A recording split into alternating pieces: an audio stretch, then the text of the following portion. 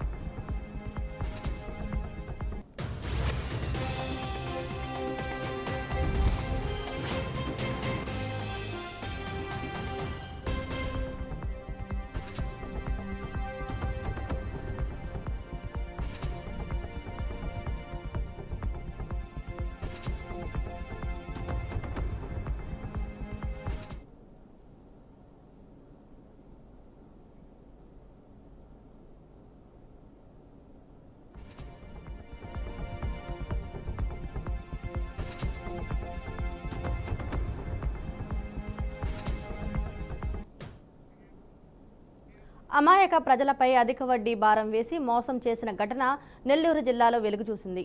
మనబోలులో ఒక వ్యక్తి వద్ద వడ్డీల పేరుతో అందిన కాడికి దోచుకున్నారు. హరిజనవాడకు చెందిన చీళ్ల శివకుమార్ అనే వ్యక్తి గూడూరు డివిజనల్ విద్యార్థి కార్యాలయంలో వాచ్మెన్గా పనిచేస్తున్నాడు. విద్యుత్ శాఖలోనే లైన్మెన్గా పనిచేసే గూడూరుకు చెందిన మల్లి వెంకటేశ్వరరావు అనే వ్యక్తి దగ్గర వ్యక్తిగత అవసరాల కోసం 2022లో 2 లక్షల రూపాయల అప్పు చేశారు. ఈ అప్పుకు గాను అతనికి గత 3 సంవత్సరాల నుండి వడ్డీ రూపంలో 6 లక్షలు కట్టినప్పటికీ తమ వద్ద సంతకాలు పెట్టిన ఖాళీ చెక్కులు, ఏటీఎం కార్డు, బ్యాంకుతో లింకు అయిన సిమ్ కార్డ్, ప్రామిసరీ నోట్లు, ఆధార్ కార్డు తీసుకున్నారు. అప్పుడే అసలు కథ మొదలైంది. వాటి ద్వారా గూడూరు చాంగనంలోని ఎస్బీఐ, కెనరా బ్యాంకుల్లో 20 లక్షల రూపాయలు లోన్ తీసుకొని తమకు తెలియకుండానే ఆ డబ్బు మొత్తం కోటేశ్వరరావు తన భార్య సంజారాణి ఖాతాకి మార్చినట్లు బాధితుడు తెలుసుకున్నాడు. ఇప్పుడు మళ్ళీ తాము 4 లక్షల రూపాయలు ఇవ్వాలని కోర్టులో కేసులు వేశాడని వాపోతున్నారు. ఈ వ్యవహారంపై మనబోలు పోలీస్ స్టేషన్లో కంప్లైంట్ ఇచ్చినా తీసుకోలేదని తమకు న్యాయం చేయాలని స్థానిక ఎమ్మెల్యే సోమిరెడ్డిని కోరారు. వెంటనే స్పందించిన MLA Somireddy Chandramohan Reddy rural DSP Manubolu సీఐలతో ఫోన్లో మాట్లాడి బాధితులకు న్యాయం చేయాలని, కాల్ మనీ వ్యవహారంతో ప్రజలను బాధిస్తున్న కోటేశ్వరరావుపై విచారణ చేసి చర్యలు తీసుకోవాలని పోలీసులకు ఫోన్లో ఆదేశించారు. మళ్ళీ కోటేశ్వరరావు వద్ద మాకు తెలుసు, మా కుటుంబం అవసరాల కోసం 2 లక్షలు తీసుకున్నాం సార్. దానికోసంగా మేము బ్యాంకీలో లోన్ పెట్టించాం సార్. చాగనంలో వచ్చి 11 లక్షలు, ఎస్బీఐలో వచ్చి 9 లక్షలు తీసుకున్నాడు సార్. మాకు ఇస్తానని చెప్పి మోసం చేశాడు సార్. మేము తీరు అడిగితే మా మీదే కేసు వేసాడు సార్. మీరే నాకు ఇవ్వాలా అని చెప్పి మా మీదే కేసు వేసాడు సార్. 10 రూపాయలు వడ్డీ సార్. మా దగ్గర ఏటీఎంలు, పాన్ కార్డులు, సిమ్ కార్డు మొత్తం, ఆధార్ కార్డు మొత్తం తీసేసుకున్నాడు సార్. ఇట్లాగ అడిగితే మమ్మల్ని బెదిరిస్తున్నారు సార్. చెక్కులు కూడా ఖాళీ చెక్కుల్లో సంతకం పెట్టించుకొని తీసేసుకున్నాడు సార్. సీక్రెట్ మొత్తం తీసేసుకున్నాడు సార్. మా లాంటి బాధ్యతలు కూడా ఇంకా చాలా మంది ఉన్నారు సార్. మమ్మల్ని చాలా మోసం చేశాడు సార్. నీకెందుకు, నేనున్నాను, నువ్వు చెల్లి లాంటి దానివి అని చెప్పి ఆ మాటలు అన్నీ చెప్పాడు సార్. బాగా నమ్మించి మోసం చేశాడు సార్ నన్ను. మేము దీనికోసంగా మేము పోలీస్ స్టేషన్లో కూడా కేసు పెట్టాం సార్. మనబోలు పోలీస్ పోయాం సార్. మేము సార్ మాట్లాడాడు సార్ ఫస్ట్. ఇట్లా కాగితాలన్నీ చూసి సరేనని చెప్పి ఇట్లాగ అన్నాడు సార్. ఆ తర్వాత మళ్ళీ కొద్దిసేపు తర్వాత లోపలే ఉన్నారు సార్. అరగంట తర్వాత మళ్ళీ వాళ్ళతో ఏం మాట్లాడారు ఏమో మాకు తెలియదు సార్. మళ్ళీ పిలిపించి మీరే కాగితాలు లేవు, అవి లేవు, ఇవి లేవు, మీరే చేశారు, మీరు తీసుకున్నారు కదా 10 రూపాయలకి ఎంతకైనా కట్టాలి కదా మీరు అని చెప్పి, 100 రూపాయలు అయినా కట్టాలి కదా, మీ అవసరాల కోసం తీసుకున్నారు, మీరే కట్టాలి కదా అని చెప్పి. నాగర్ కర్నూలు జిల్లా వంగూరు మండలం కొండారెడ్డిపల్లి గ్రామంలో 91 కోట్లు 17 లక్షల నిధులతో 164 అభివృద్ధి పనులకు మంత్రులు శంకుస్థాపన చేసి ప్రారంభోత్సవాలు నిర్వహించారు. సోలార్ ప్యానెళ్ల ద్వారా 420 ఇళ్లకు విద్యుత్ అందించడం, పాడి పరిశ్రమ అభివృద్ధికి పాలసీ తీసుకోవడం, 65 ఏటీసీ సెంటర్లను 40 కోట్ల వ్యయంతో ఏర్పాటు చేయడం ముఖ్యాంశాలు. ప్రభుత్వం విద్య, వైద్య రంగాల్లో కూడా పెద్ద ముద్ర వేసింది. ఫ్యూచర్ తెలంగాణ కోసం కొండారెడ్డిపల్లిని రోల్ మోడల్గా అభివృద్ధి చేస్తామని మంత్రులు తెలిపారు.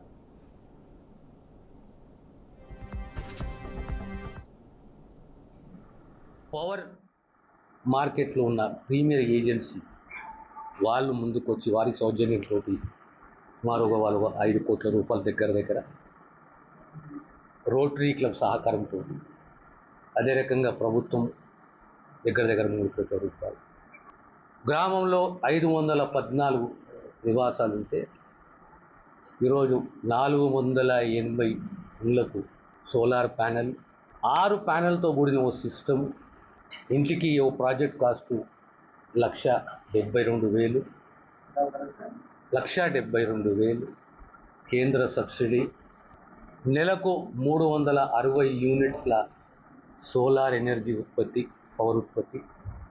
మనం 200 యూనిట్లు వాడుకున్న కనీసం 160 యూనిట్లు అనే సదుద్దేశంతో దేశంలోనే ఇది 2వ గ్రామము. రేపొద్దున ఈ గ్రామం యొక్క నడవడిక, అభివృద్ధి ఇతర గ్రామాలపైన, ఇతర జిల్లాలపైన ఖచ్చితంగా ప్రభావితం చేస్తుంది. రేవంత్ రెడ్డి పథకం ప్రకారమే ఎల్ఎన్టీ సంస్థపై ఒత్తిడి చూపించి వాళ్లను పంపించి మెట్రో ఫేజ్ 1 స్వాధీనం చేసుకున్నాడని మాజీ మంత్రి ఎమ్మెల్యే జగదీష్ రెడ్డి అన్నారు. రేవంత్ రెడ్డి ఈ వ్యవహారంలో 1000 కోట్ల లాభం పొందారని చెప్పారు. మెట్రోకు సంబంధించిన 35,000 కోట్ల విలువ గల 300 ఎకరాల ఆస్తులను అదానీలకు, మేఘా కృష్ణారెడ్డిలకు కట్టబెట్టాలని రేవంత్ రెడ్డి చూస్తున్నారని మాజీ మంత్రి ఆరోపించారు. ఈ రాష్ట్రంలో ప్రభుత్వం రియల్ ఎస్టేట్ వ్యాపారులను సర్కస్ లాగా నడిపిస్తుందన్నారు. జనాలు లేని, ఇండ్లు లేని ప్రాంతాల్లో 4th సిటీ కోసం రోడ్లు వేస్తూ మెట్రోను స్వాధీనం చేసుకోవడమే రేవంత్ రెడ్డి ఉద్దేశమని జగదీష్ రెడ్డి తెలిపారు.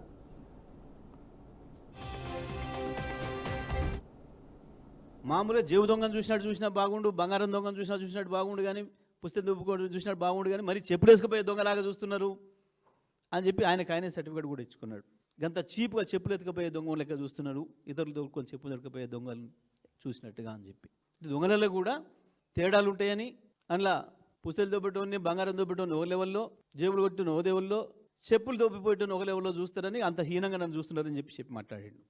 మరి నువ్వు చెప్పులు తీసుకుపోయే దొంగలాగా నిన్ను చూస్తుంటే అప్పులు ఇవ్వకుండా ఎందుకు ఈ 15,000 కోట్ల రూపాయల భారం రేవంత్ రెడ్డి మన పైన వేసిండో ప్రజలు ఆలోచించాలి. చదువుకున్న వాళ్ళు, ప్రజలు తెలంగాణలో ఉద్యోగస్తులు కావచ్చు, నిరుద్యోగ మిత్రులు కావచ్చు, చదువుకుంటున్న వాళ్ళు కావచ్చు, ప్రజలందరూ కూడా, అన్ని వర్గాల ప్రజలు కూడా ఒకసారి ఆలోచించండి.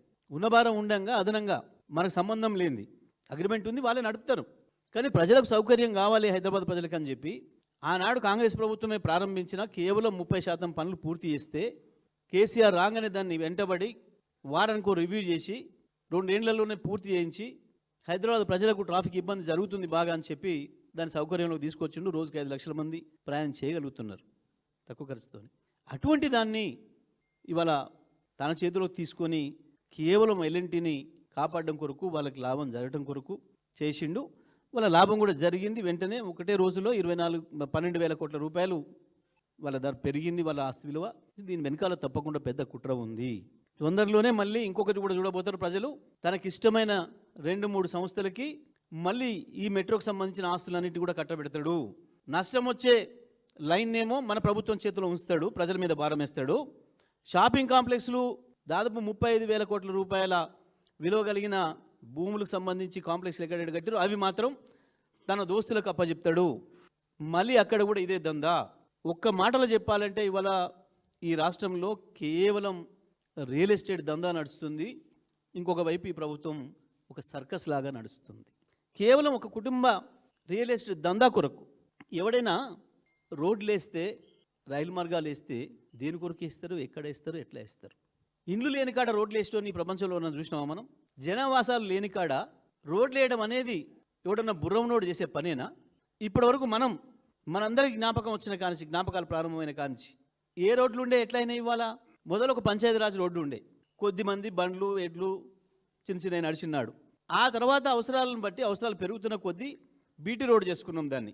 ఆ తర్వాత ఇంకా కొంత ట్రాఫిక్ పెరిగిన తర్వాత R&B తీసుకొని R&B రోడ్ చేసింది దాని స్టాండర్డ్లో. ఇంకా అవసరాన్ని బట్టి దాన్ని డబుల్ రోడ్లు చేసుకున్నాం. పెరిగిన జనాభాను దృష్టిలో పెట్టుకొని కేసీఆర్ గారు గ్రామాల నుంచి వెళ్ళి తప్పకుండా మండలానికి ఒక రోడ్డు, మండల కేంద్రాల నుంచి ట్రాఫిక్ ఎక్కువ ఉంటుంది కాబట్టి జిల్లా కేంద్రానికి డబల్ రోడ్డు, జిల్లా కేంద్రం నుంచి వెళ్ళి హైదరాబాద్కు తప్పకుండా 4 లేన్ల రోడ్లు ఉండాలి అని చెప్పి చేసిండ్రు. ఈ ప్రపంచవ్యాప్తంగా ఎక్కడైనా ఇదే చేస్తారు. ఇవాళ మనం అభివృద్ధి చెందిన దేశాలను కూడా అన్నిటి వాళ్ళ వయసు 88. ఈ ఏజ్లో సహజంగా కన్నబిడ్డల సంరక్షణలో ఉండాలని ఏ తల్లిదండ్రులైనా కోరుకుంటారు. కానీ మనం చెప్పుకోబోయే వాళ్లకు భిన్నమైన పరిస్థితులు ఎదురయ్యాయి. జీవితం చరమాంకంలో ఉన్న ఆ వృద్ధులు తమ భూమి కోసం ప్రాణాలకు తెగించి పోరాడుతున్నారు. ఆదుకోండి మహాప్రభు అని అధికారులను ప్రభుత్వాన్ని అర్థిస్తున్నారు. ఇదంతా గుంటూరు జిల్లాకు చెందిన ఓ వృద్ధ దంపతుల కన్నీటి గాథ.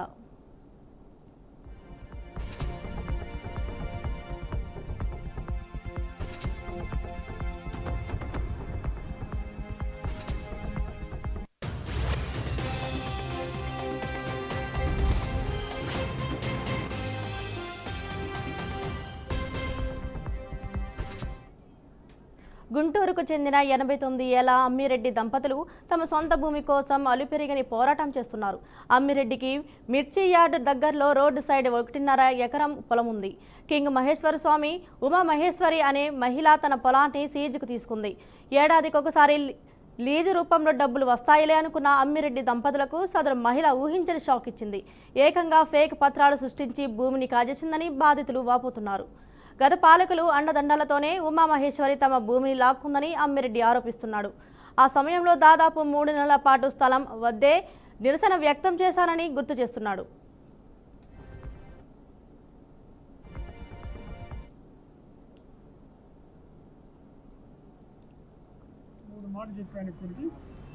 మంగారావు అన్న సర్లేండి వెళ్ళిపోతామనండి, వీళ్ళకేనండి వీళ్ళు చేసుకొచ్చారని మాట్లాడదు. ఎవడు మాట్లాడినా మేము ఇయ్యము అని వెళ్ళిపోయారు. ఆయాల 2-3 రోజులు ఉండాక మా అబ్బాయిని పట్టుకొని ఈ పాస్ పుస్తకాలు ఇంకొక ఆయన తీసుకొని పోయి బంక్లో చేసుకొని ఏదో డబ్బులు మేనేజ్ చేశాడు టీవీ చెప్పండి.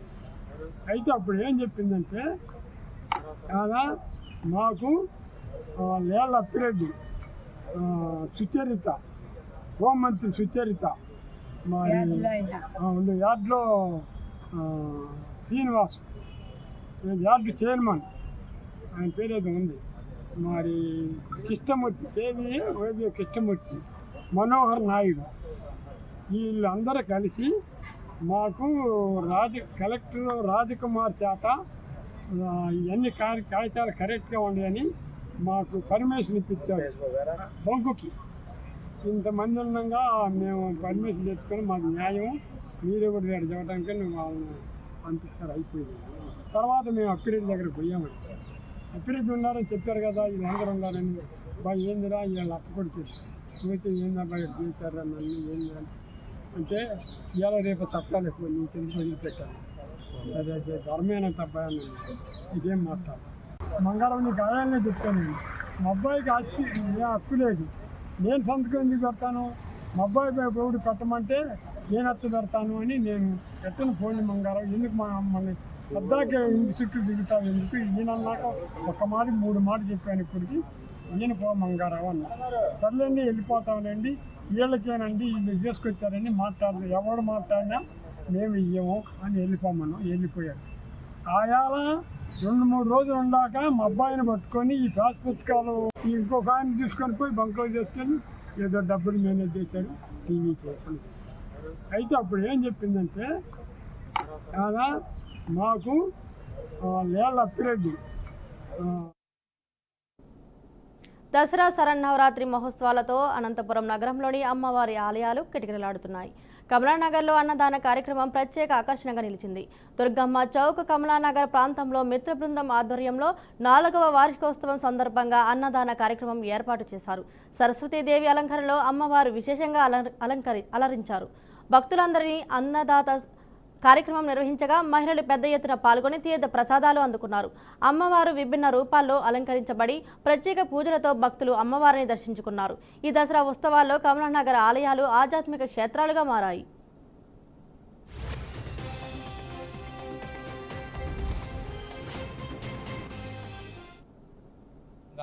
అన్నదాన కార్యక్రమం ఏర్పాటు చేశారు. వీరు ప్రతి సంవత్సరం కూడా ఘనంగా అమ్మవారిని 9 రోజులు నవరాత్రి ఉత్సవాలు జరుపుతారు. అందులో భాగంగా ఈ కమలానగర్ లో ఉన్నటువంటి సేట్లు అయితేనేమి మన కుల మతాలకు అతీతంగా పెద్ద ఎత్తున ప్రజలు సాయంకాలం వచ్చి అమ్మవారిని దర్శించుకుంటారు, తీర్థప్రసాదం కూడా తీసుకుంటున్నారు. ఇవాళ కూడా అన్నదాన కార్యక్రమాన్ని ఏర్పాటు చేశారు పెద్ద ఎత్తున. ఈ కార్యక్రమానికి 1వ రోడ్డు శివాలయం నూతనంగా చైర్మన్ అయిన నరేంద్ర చౌదరి గారు కూడా ఇప్పుడే ఇక్కడ చేయడం జరిగింది. ఆయన కూడా అమ్మవారు ఆశీస్సులు తీసుకోవడం జరిగింది. అలాగే ఈ అన్నదాన కార్యక్రమంలో మాల్యవంతం విజయ్ కుమార్ గారు, అలాగే బొమ్మినేని శివ గారు, నాయుడు గారు, గిరీష్ గారు, అదేవిధంగా మన చంద్ర గారు, శ్రీధర్ స్వామి గారు, నాగేంద్ర గారు, వీళ్ళంతా కూడా పెద్ద ఎత్తున ఈ కార్యక్రమాన్ని నిర్వహిస్తున్నారు. వీరికి ప్రత్యేకంగా అమ్మవారు ఆయురారోగ్యాలు ప్రసాదించాలని చెప్పి అమ్మవారిని కోరుతూ ఈ కార్యక్రమం దిగ్విజయంగా జరగడానికి కార్యనిర్వాహకులకు ప్రత్యేకంగా నేను అభినందిస్తున్నా. ఎందుకంటే భక్తి శ్రద్ధలతో ఉదయం నుంచి కూడా సాయంకాలం వరకు పూజా కార్యక్రమాలు జరుగుతాయి. సాయంకాలం వేలాది మంది వచ్చి అమ్మవారిని దర్శించుకుంటారు. అందరికీ కూడా తీర్థ ప్రసాదాలు అందజేసి చివరి రోజున అమ్మవారు ఊరేగింపు కూడా బ్రహ్మాండంగా వినోదన కార్యక్రమాలు కూడా చేస్తారు. డీజే అన్ని పెట్టేసి కూడా దుర్గమ్మ చౌక్ కమలానగర్లో 4వ వార్షికోత్సవం సందర్భంగా అన్నదాన కార్యక్రమం ఏర్పాటు చేశారు. వీరు ప్రతి సంవత్సరం కూడా గత 4 సంవత్సరాలుగా మా మిత్ర బృందం ఏదైతే జయప్రకాష్ నాయుడు, బుడ్డు, గిరి, అలాగే చంద్ర అయ్య వీళ్ళంతా కలిసి అనంతపురం కమలానగర్ నందు 5 సంవత్సరాలుగా ఈ దుర్గామాతను నిర్వహించడం జరుగుతూ ఉంది. ఈరోజు సరస్వతి అలంకారంలో అమ్మవారు వెలసడం ఎంతో శుభసూచకం. అలాగే ప్రతి ఏటా వీళ్ళు నిర్వహించడం అన్నది చాలా గర్వించదగ్గ విషయం. ఈ దసరా సందర్భంగా అనంతపురం పట్టణ ప్రజలందరూ సుఖ సంతోషాలతో ఉండాలని చెప్పేసి మరి యొక్క దసరా సంవత్సరాన అందరూ భోగ భాగ్యాలతో ముందుకు వెళ్ళాలని చెప్పేసి గత 4 సంవత్సరాలుగా మా మిత్ర బృందం ఏదైతే జయప్రకాష్ నాయుడు, బుడ్డు, గిరి, అలాగే చంద్ర అయ్య వీళ్ళంతా కలిసి అనంతపురం కమలానగర్ నందు 5 సంవత్సరాలుగా ఈ దుర్గామాతను నిర్వహించడం జరుగుతూ ఉంది. ఈరోజు సరస్వతి అలంకారంలో అమ్మవారు వెలసడం ఎంతో శుభసూచకం. అలాగే ప్రతి ఏటా వీళ్ళు నిర్వహించడం అన్నది చాలా గర్వించదగ్గ విషయం. ఈ దసరా సందర్భంగా అనంతపురం పట్టణ ప్రజలందరూ సుఖ సంతోషాలతో ఉండాలని చెప్పేసి మరి యొక్క దసరా సంవత్సరాన అందరూ భోగ భాగ్యాలతో ముందుకు వెళ్ళాలని చెప్పేసి రాజన్న సిరిసిల్ల జిల్లా కలెక్టర్గా ఎం హరిత ఈరోజు బాధ్యతలు స్వీకరించారు. గతంలో ఈ జిల్లాలో కలెక్టర్గా పనిచేసిన సందీప్ కుమార్ జా రోడ్లు భవనాలు శాఖ కార్యదర్శిగా బదిలీ అయిన నేపథ్యంలో ఎం హరితను జిల్లా కలెక్టర్గా మళ్లీ బదిలీ చేశారు. సమీకృత కార్యాలయానికి చేరుకున్న ఎం హరితను అధికారులు సంతోషంగా స్వాగతించారు. అనంతరం కలెక్టర్ ఛాంబర్లో అదనపు కలెక్టర్ గడ్డం నగేష్, ఆర్డీఓ వెంకటేశ్వర్లు పుష్పగుచ్చం అందజేస్తూ శుభాకాంక్షలు తెలిపారు. వివిధ శాఖల జిల్లా అధికారులు, తహసీల్దార్లు, సిబ్బంది కలెక్టర్ను మర్యాదపూర్వకంగా కలిశారు.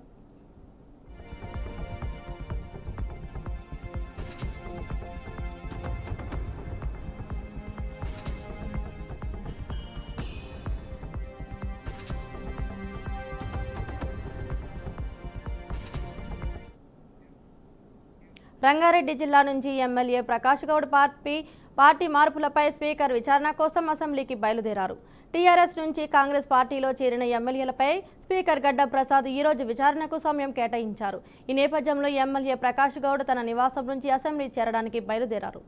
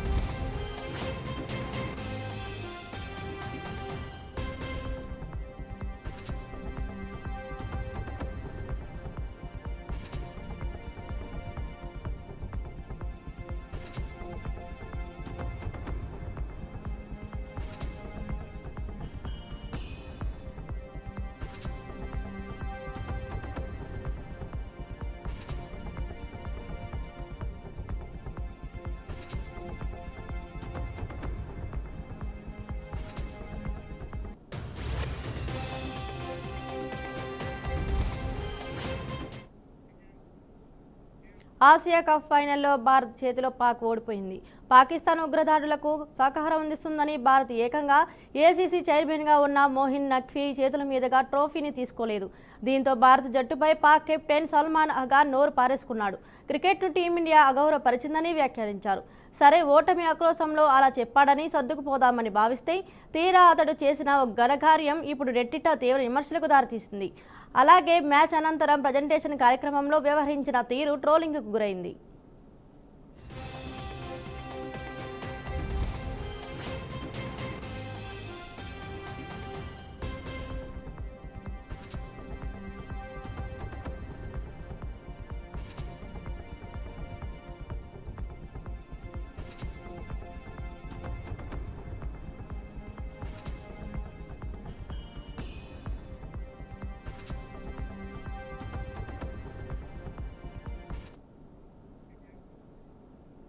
సిద్దిపేట జిల్లా హుస్నాబాద్ పట్టణంలోని ఎల్లమ్మ చెరువు కట్టపై సద్దుల బతుకమ్మ వేడుకలు ఘనంగా జరిగాయి.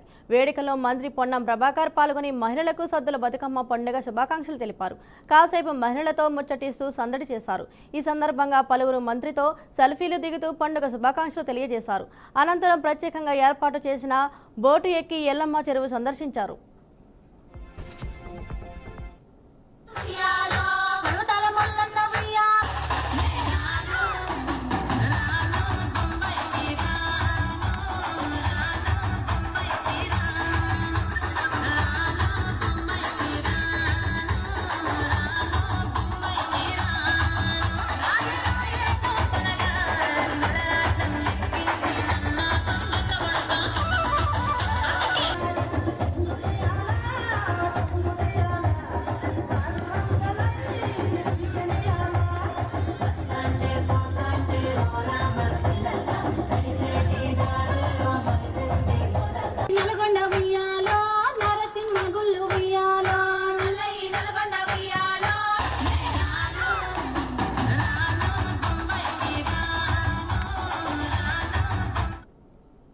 వేడుక ద్వారా ప్రార్థనల ద్వారా మంచి వర్షాలు పడి అందరూ సుఖ సంతోషాలతో ఆరోగ్యాలతో ఉండాలని ఆ అమ్మవారిని ప్రార్థిస్తూ మీ అందరికీ మరొక్కసారి సాంప్రదాయాలకు ఆచారాలకు తెలుగు మన ఆడబిడ్డలందరికీ బాగుండాలని ఆడుకునేటువంటి యొక్క బతుకమ్మ పాట బతుకమ్మ ఆట మన సాంప్రదాయానికి ప్రతీక. కాబట్టి అందరికీ మరొక్కసారి హృదయపూర్వకంగా బతుకమ్మ పండుగ శుభాకాంక్షలు. దసరా నాడు కూడా మంచి వేడుక చేసుకుంటూ సాయంత్రం రామ్లీలా చేసుకుందాం. ఇక్కడ మల్లో ఏడాది వరకు ఎల్లమ్మ చెరువు అద్భుతంగా ప్రజలందరికీ అన్ని రకాలుగా సౌకర్యాలు ఉండే విధంగా ఏర్పాట్లు చేయడం జరుగుతుంది. ఇంకా మనం నిధులు కేటాయించిన పనులు జరుగుతూ ఉన్నాయి. వచ్చేసరికి ఎటువంటి ఇబ్బందులు లేకుండా ఇంకా అక్కా చెల్లెలందరూ కూడా నిండుగా ఆశీర్వదించే విధంగా అన్ని రకాల సౌకర్యాలు కలిగజేస్తామనే మాట మనం చేస్తూ మరొక్కసారి అందరికీ పేరు పేరున పూల పండుగ గౌరమ్మ తల్లిని కొలుచుకునే ఈ బతుకమ్మ పండుగ సందర్భంగా శుభాకాంక్షలు, అభినందనలు, ధన్యవాదాలు తెలియజేస్తా ఉన్నాను. మీ యొక్క ఈ బతుకమ్మ వేడుక ద్వారా ప్రార్థనల ద్వారా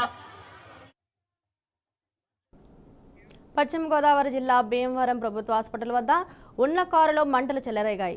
బ్యాటరీ షార్ట్ సర్క్యూట్ అయ్యి ఒక్కసారిగా మంటలు కారంతా వ్యాపించాయి.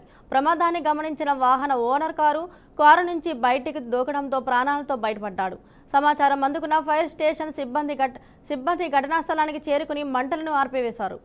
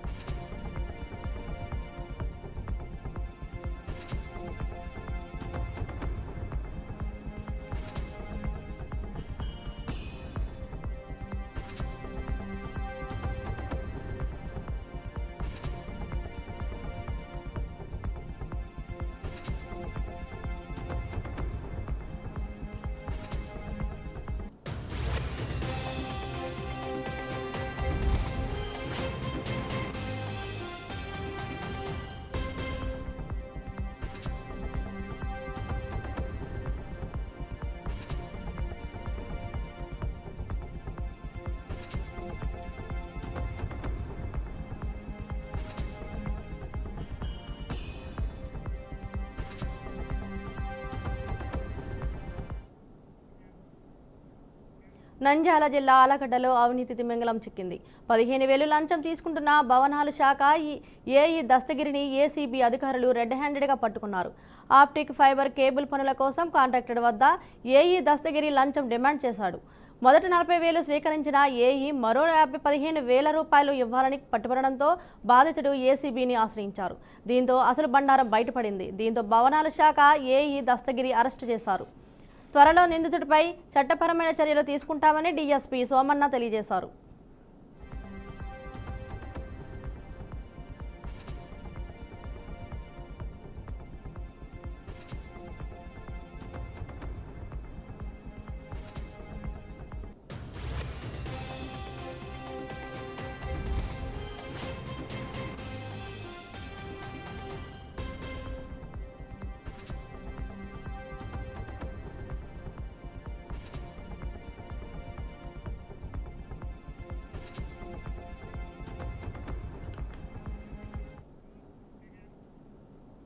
ఇవి ఇప్పటివరకు ఉన్న బులెటిన్ అప్డేట్స్. చూస్తూనే ఉండండి బీఆర్కే న్యూస్ తెలుగుడి సత్తా.